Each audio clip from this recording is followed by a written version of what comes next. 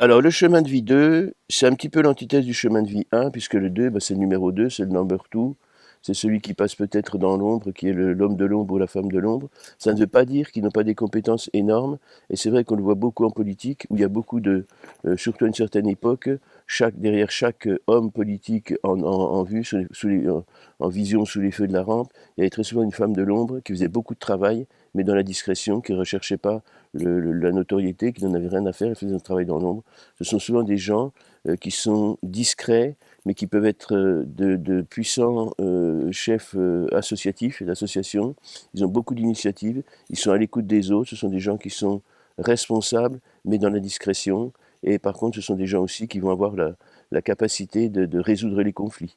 Les gens qui ont joué d'eux, ben, ce sont des ambassadeurs, des diplomates, des gens qui vont être des conciliateurs, ça peut être des avocats également, des gens qui sont là pour résoudre les conflits, ça peut être des responsables d'associations ou d'œuvres caritatives ou de fondations caritatives. C'est un très beau chiffre quand il est dans l'expression harmonieuse, donc celui qui est conscient de sa capacité, mais qui n'en fait pas tout un plat, qui ne va pas se pavaner devant les photographes.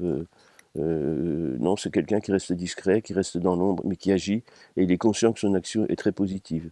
Dans la vibration négative du 2, ben, ça peut être celui qui va être en manque de Dieu, donc qui va être chef d'association, mais qui de temps en temps va avoir peut-être un relan, une remontée de la capacité d'autorité du 1. Donc c'est quelqu'un qui peut se mettre en avant parce qu'il est en opposition avec la vibration normale du 2, harmonieuse du 2.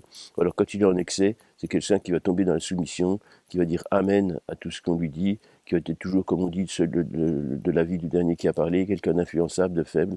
Mais ça, c'est vraiment dans des cas extrêmes.